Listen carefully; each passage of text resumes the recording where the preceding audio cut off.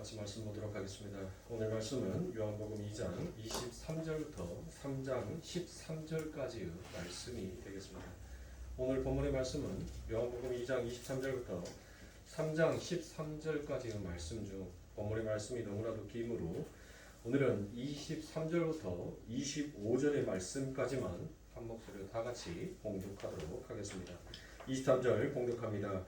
6월 전에 예수께서 예루살렘에 계시니 많은 사람이 그의 행하시는 표적을 보고 그의 이름을 믿었으나 예수는 그의 몸을 그들에게 의탁하지 아니하셨으니 이는 친히 모든 사람을 아심이요 또 사람이 되하여 누구의 증언도 받으실 필요가 없었으니 이는 그가 친히 사람의 속에 있는 것을 아셨음이니라. 아멘. 자, 오늘은 니고데모에 대한 말씀을 여러분들과 함께 은혜를 나누도록 하겠습니다. 그래서 이 니고데모의 이야기에 들어가서 그 서론의 막을 열어주는 것이 방금 우리가 읽었던 요한복음 2장 23절부터 25절까지의 말씀 안에 그 내용이 전부 담겨져 있습니다. 그러므로 그 유명한 니고데모의 이야기를 여러분들과 함께 나눌 것인데 이 이야기는 너무나도 여러분들이 잘 알고 계시기에 사족을 다 잘라버리고 우리가 꼭 알아야 할 내용만 추려서 여러분들께 설명을 드리도록 하겠습니다. 그러니 여러분들은 이 니고데모의 이야기를 통하여서 지금 하나님께서 우리들에게 무슨 이야기를 하고 싶어 하시는지를 잘 들으시고 들음으로만 끝나는 것이 아니라 그 말씀이 여러분들의 삶 가운데 행위로 드러나기를 늘 간구하고 기도하셔야 할 것입니다. 자, 성경은 원래 장절이 나누어져 있지 않았다라고 제가 말씀을 드렸죠. 성경의 장절은 나중에 그 사용의 편의를 위해서 후대 사람들이 나누어 놓은 것이기 때문에 때로는 그 성경의 장과 절을 무시하고 읽어내려가야 그 성경이 우리들에게 말하고자 싶어하는 내용이 조금 더 용이하게 해석이 될 수 있다라고 제가 여러분들에게 말씀을 드렸습니다. 그러면 오늘 본문의 말씀에 이어서 지금 이전의 사건이 여러분들 무엇이었죠? 예수님의 성전 파괴 사건과 그리고 니고데모의 이야기가 지금 펼쳐지고 있는 것입니다. 그런데 그 중간에 무슨 내용이 기록이 되어 있어요? 그 중간에 예수님이 많은 표적을 일으키셨고 사람들이 주님을 믿었는데 주님은 그들의 믿음을 올바른 믿음으로 여기지 아니하셨다라는 그와 같은 내용이 지금 기록이 되어 있습니다. 그래서 2장 말미 세 구절의 이야기가 바로 그 이야기를 다루고 있더라라는 것입니다. 별로 중요해 보이지 않는 이 부분이 사실은 아주 중요한 부분입니다. 이 세 구절이 다음의 이야기인 니고데모의 이야기를 우리가 좀 더 쉽게 설명해주는 마치 하늘의 두 내용을 이어주는 징검다리와 같기 때문입니다. 그래서 이 2장 말미의 세 부분이 앞뒤의 에피소드들이 어떠한 내용을 담고 있는지 아주 친절하게 설명을 해주고 있더라라는 것입니다. 그러니까 1장 말미에서 주님께서 인자위로 하늘이 열릴 것을 보게 될 것이다 라고 말씀하신 후에 그 7가지 표적 중에 제일 먼저 등장한 것이 바로 무엇이었습니까? 가나의 혼인잔치였죠. 그 사건은 바로 형식주의에 흘러버린 죽은 종교로서의 그 유대교는 진정한 잔치의 기쁨을 맛볼 수 없음을 상징적으로 보여주고 있더라라는 것입니다. 기억나시죠? 네. 그리고 진정한 혼인잔치의 기쁨은 오직 예수 그리스도의 보혈, 즉 피로써만 회복이 될 수 있더라라는 것을 보여주는 것이 바로 그 가나의 혼인잔치의 내용이 담고 있는 내용입니다. 그리고 바로 이어서 나오는 에피소드가 무엇이었습니까? 예수님의 성전 파괴 사건이었습니다. 제가 왜 이것을 성전 정화의 사건이다라고 말하지 않냐고 성전 파괴라고 하는지는 우리가 4주 동안 열심히 이 부분에 대해서 설명을 드렸고 들어왔기 때문에 더 이상의 설명은 드리지 않고 저는 계속하여서 성전의 정화 사건이 아니라 성전의 파괴의 사건이다라고 이야기를 하겠습니다. 즉 성전의 파괴의 사건이 담고 있는 그 내용의 핵심적인 부분들이 무엇입니까? 바로 우리는 겉으로는 온갖 율례를 행하며 하나님을 섬긴다라고 하면서도 속으로는 여전히 자신들의 유익만을 추구하는 잎사귀만 무성한 종교인들을 향한 예수님의 그 진노를 우리가 성전 파괴 사건에서 함께 보았던 것입니다. 그럼에도 불구하고 예수님은 그러한 자들을 위하여서 자신이 그 더럽고 추악한 옛 성전이 되셔서 파괴되시고 그들을 새로운 성전으로 재창조해 주시는 은혜의 복음이 그 성전 파괴 사건 안에 담겨있는 메시지였더라라는 겁니다. 그리고 바로 이어지는 것이 2장 말미에 예수님을 믿는다라고 하는 자들을 예수님께서는 인정하지 아니하시더라라는 그 내용으로 이어져 가더란 것입니다. 지금 이 내용이 어디에 붙어 있는지를 여러분들이 성경을 잘 보시면 될 것 같습니다. 그러면 오늘 본문 23절에 보시면 예수님께서 6월절 내내 예루살렘에 계시면서 많은 표적을 행하셨음을 우리가 알 수가 있지요. 그렇죠? 본문에 그렇게 기록을 하고 있으니까. 그런데 6월절에라고 번역이 된 이 단어가 바로 엔토파스카입니다. 엔토파스카. 그러니까 이 엔토파스카라는 것은 6월절 절기 동안에라는 그와 같은 뜻이 됩니다. 그러니까 우리 한글 개역 성경에는 지금 23절에 6월절에라고 딱 끊어버리고 난 다음에 그 다음에 이야기를 하고 있잖아요.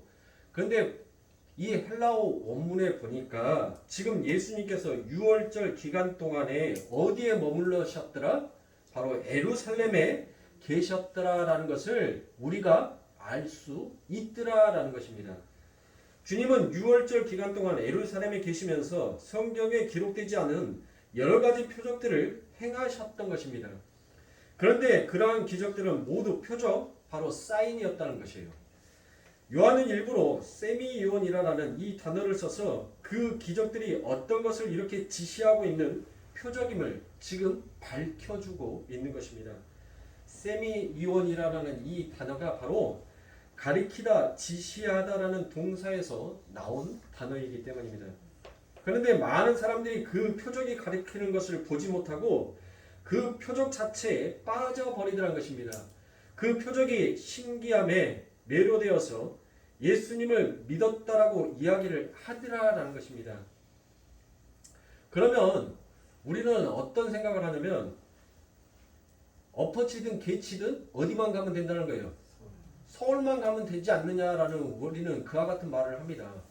아니 이렇게 믿든 저렇게 믿든 예수만 믿으면 되는 거 아니냐라고 우리는 그렇게 생각을 한단 말이에요.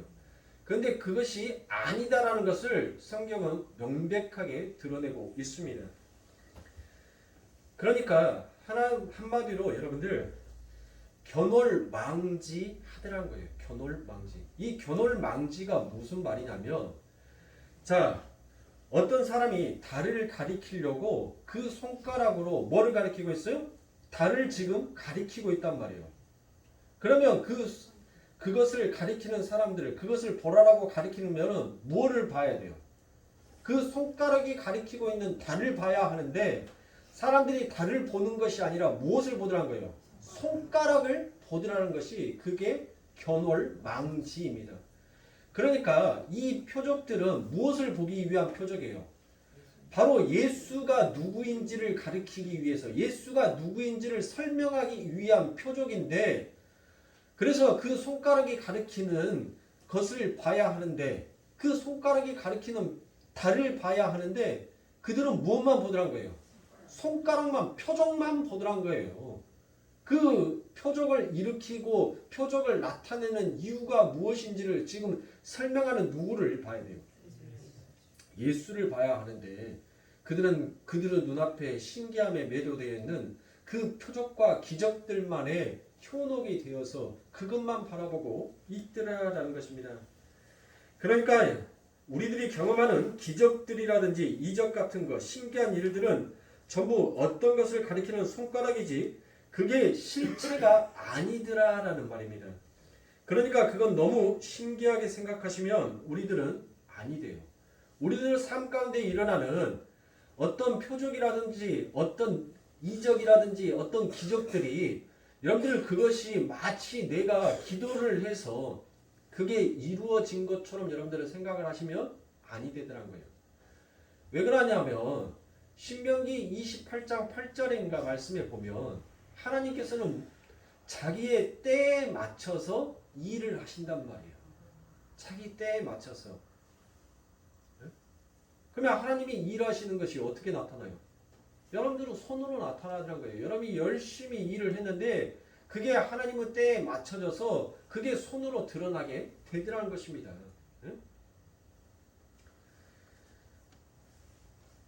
그래서 성도는 그 손가락이 가리키고 있는 달을 보셔야 하는 자입니다. 그렇게 기적을 보고 주님을 믿노라 하는 자들을 보시고 주님께서는 그들의 믿음을 인정치 않으셨다라고 그와 같이 얘기를 하신단 말이에요. 자, 오늘 보면 24절에 보시면 그 내용이 나옵니다.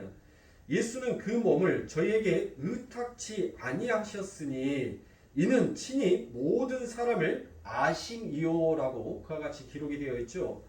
자, 여기에서 의탁하다라고 번역이 된 단어가 바로 헬라어로 에피수투에니입니다. 에피수투에니.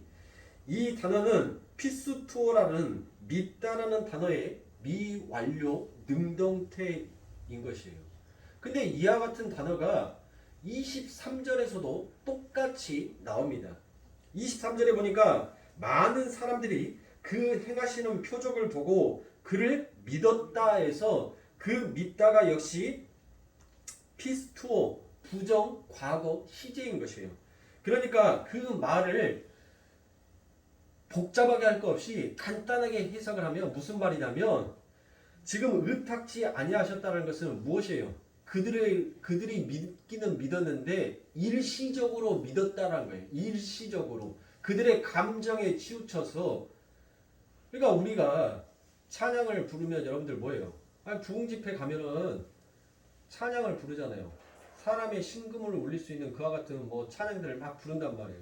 그래서 청년들이 뭐 돼요? 그 청년분들이 그 세미나라든지 수련회를 갔다 오면 거기에서 예수님을 만나요. 그런데 그 세미나나 수련회가 끝남과 동시에 못하냐면 다시 세상으로 가버리더란 거예요. 세상의 형태로 똑같은 일을 하더란 거예요. 그것은 그들이 예수님을 진짜로 영접하고 믿었다라는 것이 아니라 그들은 그들의 감정에 치우쳐서 내가 예수님을 믿겠다라고 고백을 한 거예요. 그런 그들에게는 예수님께서 무엇하신 거예요? 자신의 몸을 의탁하지 않으셨다라는 것입니다. 그러니까 많은 사람들이 표적을 보고 믿었다라고 하는데 그게 부정 과거 시제라는 것은 일시적으로 믿었다라는 그런 현상들을 나타날 때 쓰는 단어인 것입니다. 그래서 요한은 의도적으로 같은 단어를 시제를 달리하여 사용해서 지금 우리들에게 독자들에게 무언가를 강조하고 있더라라는 것입니다. 제가 소두에도 말씀드렸던 것처럼 이 요한은 굉장히 치밀한 사람입니다. 요한은 그 두 단어의 대조를 통해서 표적을 보고 예수를 믿겠다라고 초청한 사람들은 일시적으로 충동적으로 예수를 쫓은 것이지 절대 예수님이 믿을 만한 사람이어서 그들이 믿었던 것이 아니더라라는 것이에요. 그러니까 우리도 예수를 믿음으로 우리의 인생의 기적 같은 유익들이 생기기를 바라는 마음으로 예수님을 믿고 계신다면 우리는 예수님과 전혀 상관없는 자가 되고 마는 것입니다. 우리는 얼마든지 아주 신실한 연극을 할 수 있는 사람들입니다. 자신들의 유익을 위해서라면 바리새인들 버금가게 종교 행위를 근사하게 할 수도 있는 사람이 바로 우리들이라는 것이에요. 그뿐만이 아니라 도덕적으로 윤리적으로 깨끗한 삶을 살 수도 있습니다. 감쪽같이 사람들을 속일 수도 있습니다. 그러다 보면 마치 자기가 스스로에게 속아서 내가 예수를 잘 믿는가 보다라는 그와 같은 착각을 할 수도 있더라라는 것입니다. 그런데 24절 말미에서 무엇이다라고 얘기를 합니까? 우리 주님은 무엇 하신다라고요? 우리를 아신다라고 그와 같이 얘기를 하시는 거예요. 그러니까 그 말은 주님은 절대 우리들의 그 모습에 속지 않으신다라는 그와 같은 뜻이 그 안에 담겨져 있습니다.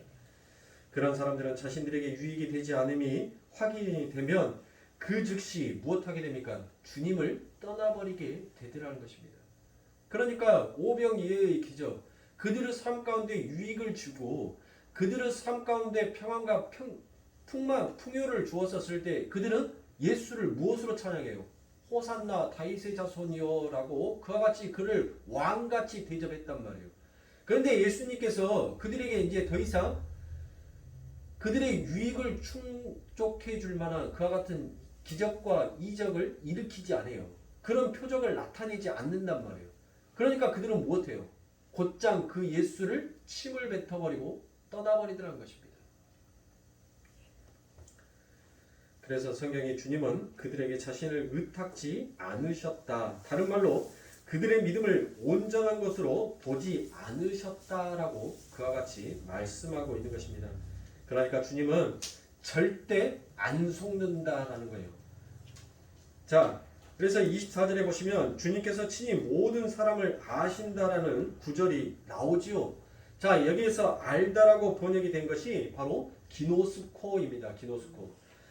이 기노스코에 대해서는 제가 여러분들에게 여러 번 제가 설명을 드렸기 때문에 이 기노스코라는 것은 바로 감각적인 지각을 의미하는, 즉 사물이나 어떤 사물에 대한 현상의 실체적인 지식을 이야기하더라라는 것이에요. 그 단어는 예수님의 진정성을 나타내는 단어이기도 합니다. 그러니까 주님은 절대로 무엇 하신다는 거예요? 그 실체를 봐버리기 때문에 그들의 현상과 그들의 모형이 어떻게 변하든지 그 안의 것을 우리 예수님은 무엇 하신다는 거예요? 봐버리신다, 보시기 때문에 그 실체를 보시는 분이기 때문에 우리 주님은 우리들이 아무리 쇼하고 연극을 하더라도 안 속으신다는 거예요. 왜요? 우리 속 안에 네가 지금 쇼하고 연극하고 있는 것이 무엇 때문에 쇼를 하고 연극하고 있는 것인지를 우리 주님은 아신다는 거예요. 아신다는 거. 자, 그래서 표적을 보고 주님을 쫓아온 자들의 목적은 주님을 영접하고 주님을 믿는 데 있는 것이 아니라 그들의 목적은 다른 데 있더라는 것이에요. 표적을 통해서 자기들에게 기적 같은 유익이 생기길 바라는 마음에서 주님을 쫓아왔다는 것을 주님은 아셨다는 것입니다. 그래서 25절에 보면 그 주님의 진정성이 더 자세하게 묘사가 되고 있습니다. 오늘 본문 25절입니다. 또 친히 사람 속에 있는 것을 아심으로 사람에 대하여 아무 증거도 받으실 필요가 없음이니라 라고 그와 같이 말씀합니다. 여기서 주님이 아신다라는 것은 무엇을 안다는 거예요? 사람의 속에 있는 것을 아시더라라는 것입니다. 자, 그것이 바로 미완료 시제로 쓰여 있습니다. 거기에 미완료 시제로 쓰이는 것은 주님은 사람 속에 있는 현재와 과거와 미래를 모두 속속들이 알고 계시더라라는 거예요. 그래서 주님은 사람들이 당신을 믿겠다라고 무리지어 몰려왔었을 때 그들의 믿음을 인정치 않으신 것입니다.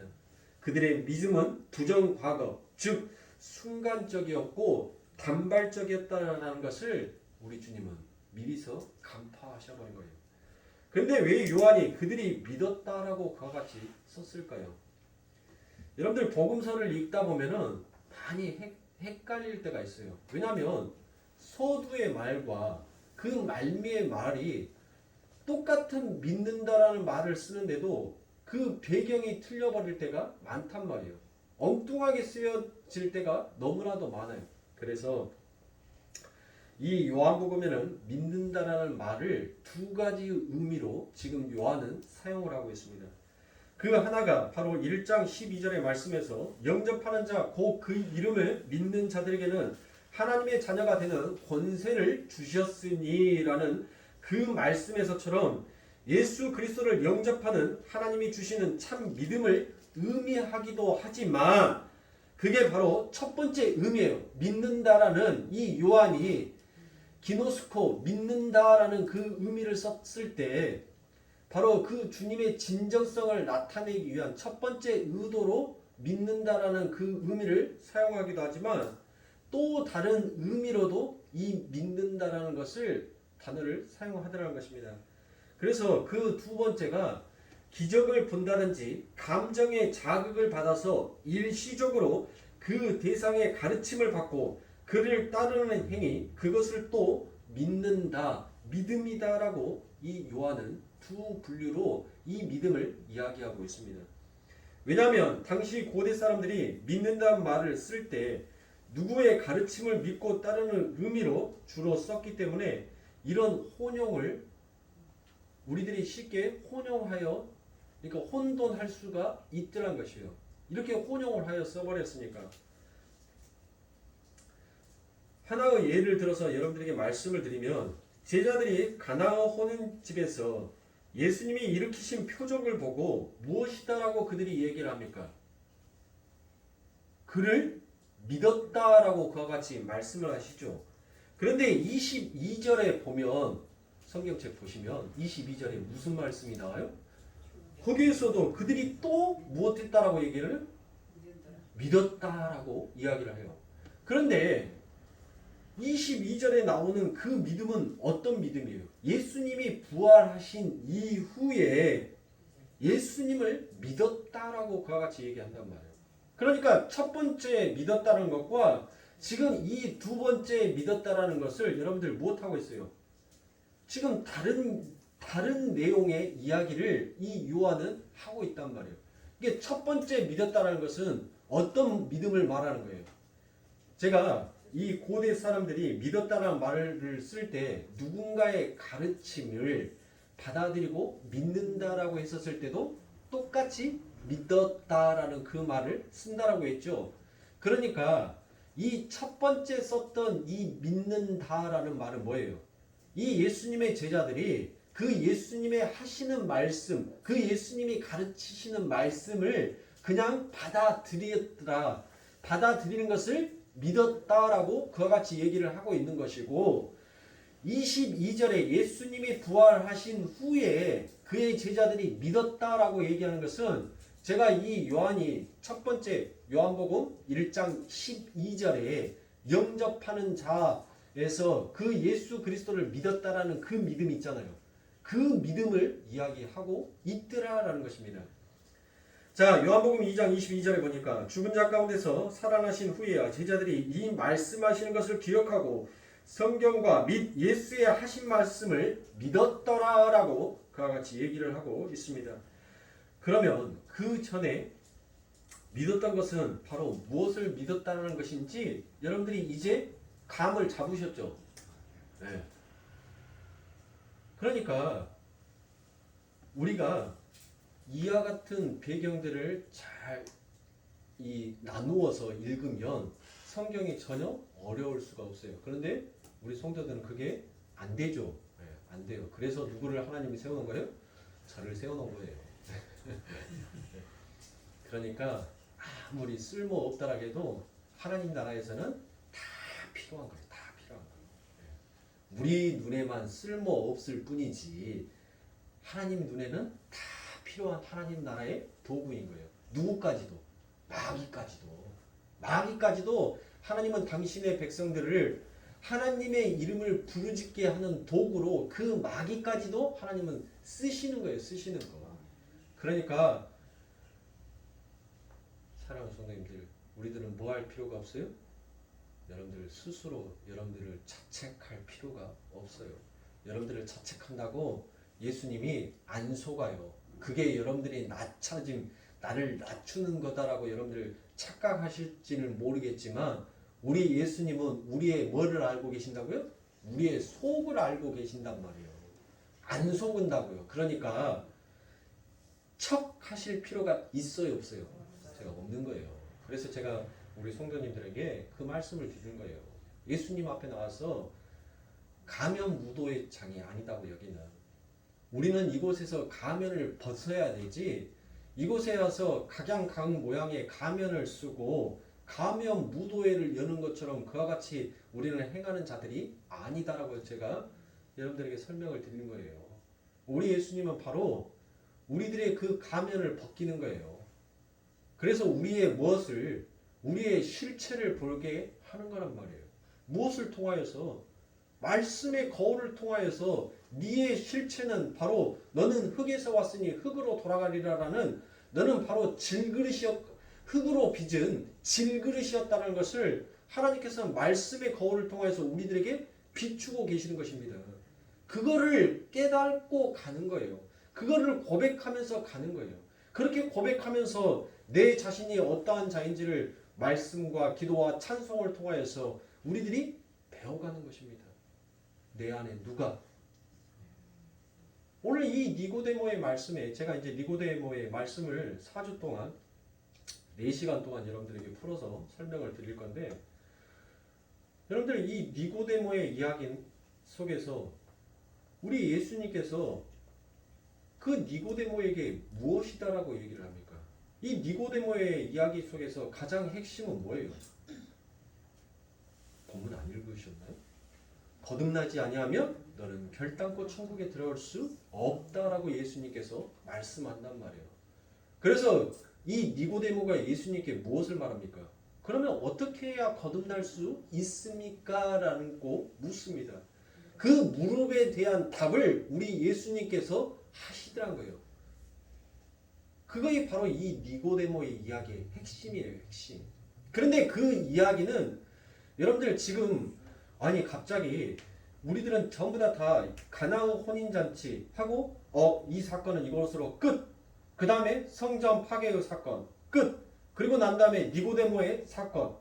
우리는 전부 다 이렇게 나누어서 여러분들 생각을 하시는데 전혀 그렇지 않아요.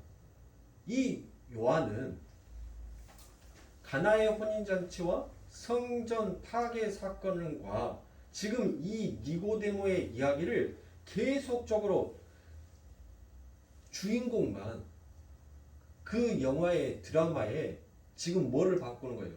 배우와 배경만 바꾸어서 그 이야기를 계속적으로 끌고 가는 거예요. 끌고 가는 거예요. 따로 독립적인 이야기를 하고 있는 것이 아니더란 것이에요. 자, 제가 여러분들한테 힌트를 드렸으니까 앞으로 4주 동안 어떤 이야기로 이 이야기가 전개가 되어 갈 것인지를 여러분들은 본문의 말씀을 집에 가셔서 읽으면서 그 감을 잡으시면 돼요. 그러면 재밌어요. 듣는 것이 지루할 수가 없게 되는 것입니다. 자, 그래서 주님이 십자가를 지기 전에 제자들이 주를 그리스도여 살아계신 하나님의 아들입니다라는 그러한 믿음의 고백을 수없이 많이 했음에도 불구하고 그들은 십자가 앞에서 전부 다 도망간 자들이었습니다. 우리가 과연 그것을 믿는다라고 할 수가 있겠습니까? 그러니까 성령에 의해 거듭나지 아니하고서는 절대 믿을 수가 없는 것이 바로 이 믿음이라는 것입니다. 그런데 표적을 보고 주님을 믿겠다라고 많은 무리가 따라 나섰으니 주님께서는 그 마음을 다 보고 감찰하고 계시는 분의 그 마음이 과연 어떠하겠느냐라는 것입니다. 표적을 보고 나는 당신을 믿겠습니다라고 수많은 무리가 따라왔을 때 그 주님의 마음은 얼마나 서글프셨겠습니까?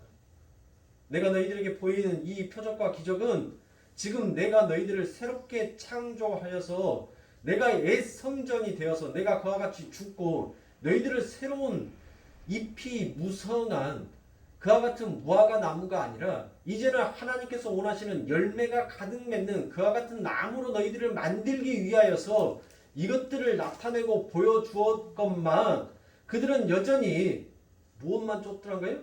자신의 유익만을 쫓고 오더라라는 것이에요. 그랬을 때 주님께서는 그 마음이 얼마나 답답하셨으며 얼마나 슬프셨겠습니까? 그러니까 주님은 인간을 지으시고 인간의 과거와 현재와 미래의 생각까지도 속속들이 아시는 분입니다.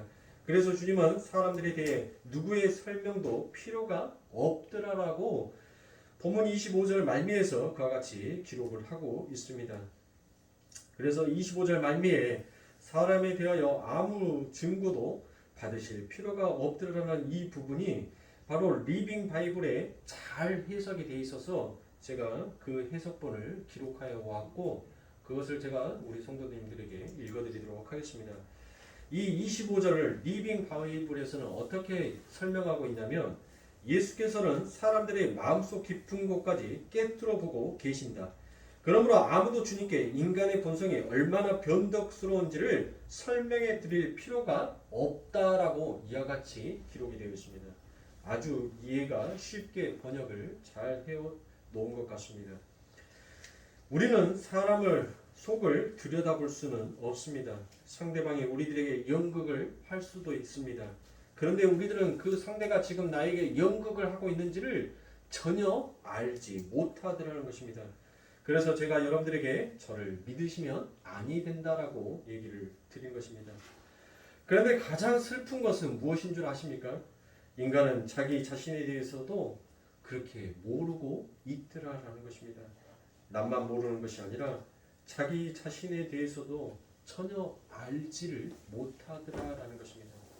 그래서 여러분들 아주 오래된 노래이긴 하지만은 타타타라는 노래를 여러분들 혹시 기억하십니까? 내가 나를 모르는데 난들 너를 알겠느냐라는 그 노래가 참 여러분들 그 사람이 어떤 영감에 의해서 그 가사를 기록했는지는 모르겠지만 바로 그게 정답이에요. 내가 나를 모르는데 내가 넌들을 어떻게 아느냐. 그게 바로 이 세상이란 말이에요. 우리는 우리 자신에게도 속고 있어요. 그러니까 사랑하는 성도님들, 여러분들은 여러분들이 지금 누구인지를 전혀 모르고 있는 자예요. 그건 여러분뿐만이 아니라 저 역시도 마찬가지입니다. 나라는 존재가 무엇인지에 대해서 우리들은 전혀 알지를 못하더라는 것이에요. 이게 가장 슬픈 현실입니다. 그래서 저는 정말 저를 모르겠다는 것입니다. 여러분은 과연 여러분들에 대해서 여러분들이 어떠한 존재인지를 여러분들은 명확하게 알고 가십니까? 명확하게 정의 내리실 수가 있습니까? 우리들의 삶만 보더라도 때로는 굉장히 큰 기대를 하고 나를 바라봤는데 내가 나를 굉장히 실망할 때가 있더라는 것입니다. 어떨 때는 내가 굉장히 나에 대해서 실망을 했는데 기대하지 아니하는 그와 같은 성과를 통해서 내 육신을 통해서 발생될 때도 있더라라는 것입니다. 그러므로 우리는 우리조차도 전혀 모르고 있는 자인 것입니다. 그래서 우리는 하나님의 나라에서 우리 주님을 만날 날을 더 고대하는지도 모르는 자입니다. 고린도전서 12장 13절에 보면 그때는 하나님이 나를 아는 것처럼 내가 나를 알게 될 것이다 라고 그와 같이 이야기를 합니다. 그때는 그렇게 우리는 우리 자신도 모르지만 여러분이 지금 자신이 예수님을 잘 믿고 있다고 생각할지 모르지만 여러분들은 여러분 자신들에게 오히려 또 속고 있는지도 모르는 것입니다.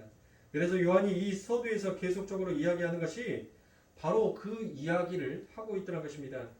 너희들은 지금 선민이라 하고 율법을 지키고 있다라 하고 제사를 지낸다 하지만 너희들은 무수한 잎사귀만 가지고 있는 자들이다라는 것을 끊임없이 이 요한이 설명을 하고 있어요.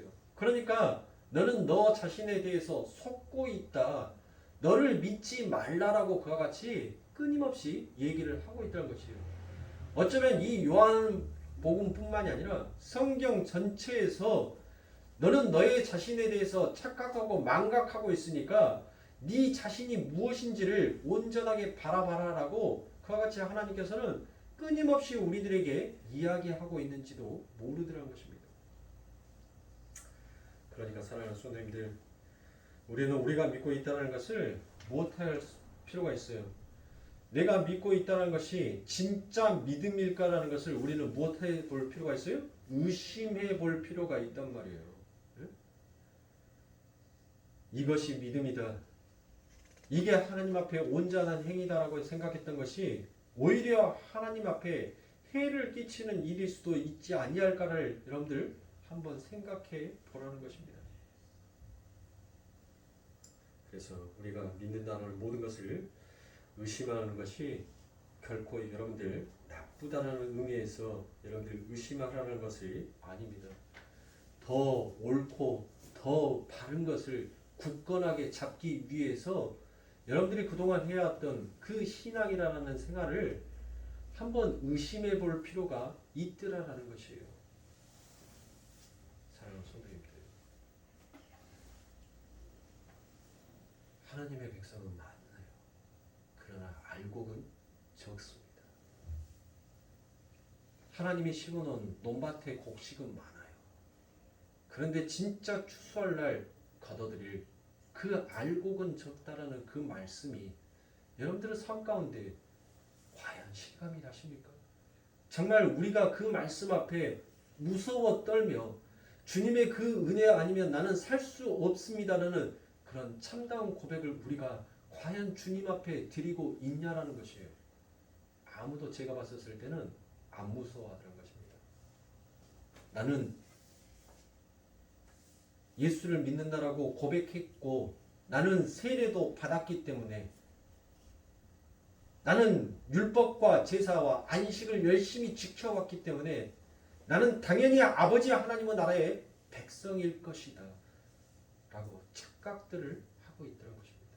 그러나 그 날에 반드시 우리 주님께서는 알곡과 가라지를 반드시 구별하여 내시는데 그 알곡의 숫자가 심히 적더라라고 말씀하셨어요. 그러므로 사랑하는 성도님들, 저와 여러분들은 이 아버지 하나님의 엄한 말씀 앞에서 정말 우리들은 이 끈 놓치면 죽는다라는 생각으로 주님을 우리가 과연 붙들고 있는가? 그 붙듦이 우리는 무엇에 대해서 더 예수님을 붙들고 있는지를 우리는 생각해 봐야 할 필요가 있어요.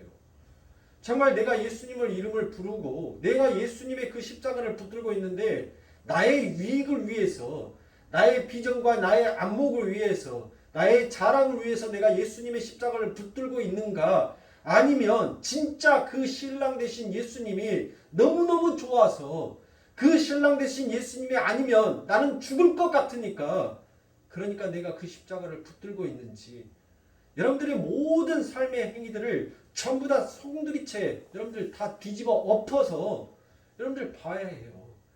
우리 예수님은 무엇 하신다라고 얘기해요?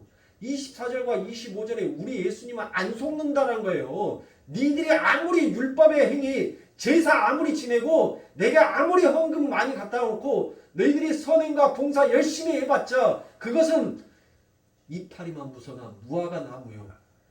진짜 혼인잔치에 뭐가 빠져버린? 포도주가 빠져버린 그 영원한 잔치가 될 수 없는 그와 같은 일이 된다는 것을 지금 이 요한은 계속 징검다리처럼 그 내용을 설명하고 있는 것이에요. 설명. 그러니까 사랑하는 성도님들, 저와 여러분들은 정말 우리가 지금 믿고 있는, 우리가 지금 행하고 있는 이 길 앞에서 우리는 우리의 자신을 무엇해야 돼요? 이 말씀을 통하여서 여러분들을 확 뒤집어야 할 필요가 있단 말이에요. 정말 우리가 하나님 앞에 회개를 하는데 정말 우리가 그 죄를 뒤집어 쓰면서 하나님 나는 죄인의 개수입니다라는 그와 같은 피나는 마음으로 통회하고 통곡하는 마음으로 정말 우리가 회개하냔 말이에요. 네? 저와 여러분들은 전혀 그렇지 않더란 거예요. 율법의 형식은 갖추고 모형은 갖췄는데 그 안에 하나님께서 심어놓은 뭐가 빠져버린 거예요? 열매가 빠져버린 자일 수도 있다라는 사실을 우리는 긴장해야 하는 겁니다. 이놈의 대한민국의 기독교들이 전부 다 거짓 선지자들처럼 평안하다라는 그 이야기를 너무 많이 해와서 너무 안일한 신앙생활을 하더란 것이에요. 예수만 믿으면 전부 다 천국 간다라는 그것을 마치 세례처럼 심어놔 버렸어요. 천만의 말씀이라니까요. 성경책 보면 너 나 믿으면 무조건 천국 보내줄게 말씀 안 하셨어요. 그러면 예수님께서 그 바리새인들의 행위를 보고 왜 그와 같이 저주를 내리시란 말이에요. 왜 이 니고데모가, 여러분들 이 니고데모가 어떤 자인지를 굳이 제가 여러분들에게 말씀을 드리지 아니하여도 니고데모에 대해서 너무나도 잘 알잖아요. 이 니고데모는 정말 대단한 사람이었어요. 겸손하고 학식으로도 가문으로도 그는 부자였단 말이에요. 부자. 얼마만큼 부자였는지 아세요, 여러분들? 여러분들은 가히 상상도 못할 만큼의 부자였어요. 향료와 침향을 몇 근을요? 몇 근을 갖다 줬다고요? 예수님 장례식장 장례 치를 때 몇 근? 100근을 갖다 줬어요. 100근. 저희 집에 침향이 있으니까 알아요. 침향 1g이 1g. 침향 1g이 금 한 돈값이에요. 그러면 100근이면 여러분들 계산을 한번 해보세요. 1g의 금 한 돈값이니까 100근이면 여러분들 그 돈이 얼마의 돈인지를 여러분들 생각해 보시라고요. 네? 와, 지금 시세만, 목사님 지금 시세만 그렇게, 아니요. 옛날이나 지금이나, 옛날에 없는 사람들한테는 200만원 300만원짜리 집이 여러분들 꿈이었어요. 꿈. 왜냐면 직장 월급쟁이들, 공무원 월급쟁이들이 월급 얼마 받았는데요, 옛날에. 그때 쌀 한 가마니가 얼마였는데요. 근데 집 한 채가 200만원 300만원 했단 말이에요. 에?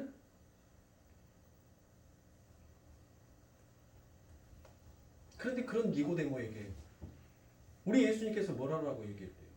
거듭나지 않으면 천국 못 들어온다라고 딱 잘라서 이야기를 한단 말이에요. 사랑하는 성도님들, 저와 여러분들은 주님의 말씀을 허투루 들어서는 안 됩니다. 특히 이 요한복음에 기록되어 있는 이 요한은 얼마나 철두철미한지 그 단어 하나하나를 선택했었을 때 엄청난 메시지를 그 단어에다가 전부 다 내포시켜가면서 그 단어를 사용했어요. 제가 치밀한 자였다라고 얘기하잖아요. 베드로가 물고기 잡았는데 누가 씌었어요? 몇 마리 잡았는지. 네? 이 요한복음을 기록했던 요한이 그 옆에서 세고 있었다니까요. 한 마리, 두 마리, 세 마리. 네? 남들은 예수님이 일으킨 그 기적에 전부 다 눈이 번쩍 뜨여갖고 그 예수님만 바라보고 있는데 이 요한은 뭐예요? 쭈그려 앉아서 그 구물에서 물고기 씌고 있었어요. 왜? 기록하려고. 저 예수가 기적을 일으켰는데 몇 마리의 물고기를 잡았는지 그거 기록하려고. 예? 그런 철두철미한 이 요한이 이 요한복음을 썼어요. 그러니까 사랑하는 성도님들, 이 요한복음을 읽을 때는 이 단어 하나 한자 한자를 여러분들이 세밀하게 읽어야 할 필요가 있습니다. 앞에 구절을 읽고 뒤에 구절을 읽었는데 문맥이 좀 흐트러지는 것 같아요. 배경이 갑자기 바뀐 것 같아요. 그럼 여러분들은 그 마지막 배경은 그대로 두고 전자의 배경을 다시 읽으셔야죠. 왜 이 이야기가 이 마지막 절에 이와 같이 기록이 되어 있는지를 다시 살펴보고 난 다음에 그 문맥을 읽으면 무엇할 수가 있어요? 이게 정확하지는 않지만 지금 이 요한은 이런 뜻에서 이 이야기를 계속 이어가면서 지금 다음의 내용을 어떻게 이끌어 갈 건지, 다음의 스토리를 어떻게 매끄럽게 구사할 건지를 지금 설명하기 위해서 정말 첫 번째, 첫 장에서 나오는 그 말과 정말 동질감 있게 동떨어진 이야기를 하는 것처럼 보이지만 이게 아니구나. 우리가 드라마를 보면 여러분들 쉬는 시간 있어요, 없어요? 있잖아요. 마치 그와 같은 거예요. 지금 이 요한은 쉼없이 기록을 해서 왔어요. 2장부터 12장까지의 그 엄청난 드라마를 기록하고 나가는데 각본을 써서 나간단 말이에요. 가나의 혼인잔치와 성정의 파괴 사건을 이야기하면서 이 다음 소재를 어떻게 이어갈 것인지를 잠시 쉬어가는 그 쉼에 마치 TV에서 나오는 광고처럼 이 장을 쉬어가면서 그 다음의 이야기를 똑같은 레파토리로 이어가고 있다는 것이에요. 사랑하는 성도님들, 저와 여러분들은 예수님이 일으키실 표적과 이적들을 바라보지 마시고 그 표적과 이적을 일으키는 예수를 바라봐야 하는 자입니다. 세상의 사람들은 돈을 바라봐요. 명예를 바라봐요. 자신의 건강과 안위를 위해서, 성공을 위해서 그들 앞에 펼쳐져 있는 표적들을 본단 말이에요. 그러나 하나님의 백성은 그것들을 만들어내신 창조주를 보는 자가 바로 하나님의 백성인 것입니다. 성도는 돈을 쫓아서 가는 자가 아니에요. 그 돈을 만들어내신 자를 쫓아가는 자가 바로 성도이더라고요. 그러니 사랑하는 성도님들, 누가 제일 부자인 것입니까? 우리가 부자인 것이에요. 우리가 부유한 자, 우리가 가난한 자 같으나 우리가 가장 부유한 자다라고 이야기를 하잖아요. 왜요? 이 세상의 모든 것들을 창조하시는 분이 바로 우리 하나님이란 말이에요. 근데 그분이 이 세상에 가난한 것을 그분이 짊어지시고 이제 우리에게 부요함을 주셨어요. 그 하늘의 부요를 우리들에게 주셨단 말이에요. 이런 말씀은 기쁘죠.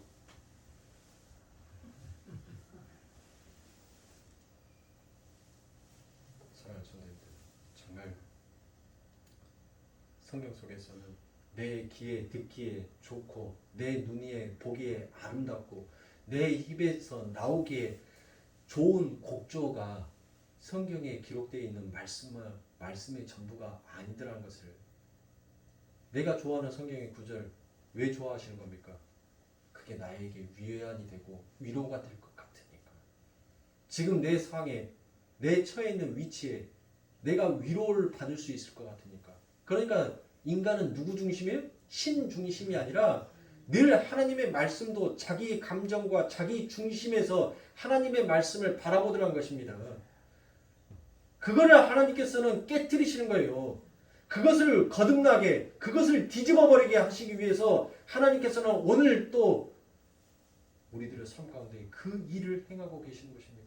너희의 감정에 치우쳐서 너희의 일시적인 마음에 의해서 하나님의 말씀으로 감동받지 말라는 것이에요. 너희들의 삶 자체가 감동이 되어야지. 그 아버지 하나님의 은혜에서 감사하고 찬송해야지. 너희들의 일시적인 감정과 일시적인 그 변화 속에서 그 하나님을 찬송하는 그와 같은 이파리만 무성한 그런 어리석은 자가 되지 말라라고 이야기합니다. 왜 우리 예수님께서 성전을 파괴하셨어요? 그들의 행위가 올바랐다면, 그들의 행위가 하나님의 보시기에 좋았다면 하나님께서 그 성전을 파괴하셨을까요? 우리는 하나님 앞에 연극할 수는 있지만 그 하나님은 우리의 속을 알고 계시다는 것입니다. 그것을 바로 하나님께서는 폭로시켜버리는 것이 성전 파괴 사건이에요. 그리고 그 성전 파괴 사건, 그 수많은 기적과 수많은 표적들을 보고 쫓아온 자들, 자기들에게 유익을 줄 것 같아서 그 예수를 바라보는 자들, 그래서 예수를 믿는다라고 말했던 자들의 대표가 바로 누구로 등장하는 겁니까? 이 니고데모로 등장하더라라는 것입니다. 그와 같은 관점에서 사랑하는 성도님들, 이 니고데모의 말씀을 여러분들이 한번 잘 상고하여서 다음 시간에 여러분들이 이 니고데모에 대한 설명을 드릴 때 그렇구나라고 여러분들의 자신을, 여러분들의 마음을 치면서 더욱더 하나님을 바라보실 수 있는 저와 여러분들이 되어야 합니다. 그냥 누군가 이 자리에 서서 들려주는 이소무화의 이야기처럼 듣고 흘려버리지 마시고 정말 하나님을 여러분들 스스로 찾아가셔야 돼요. 그리고 여러분들이 그 찾아가는 길에서 누구를 만나야 돼요? 예수를 만나야 합니다.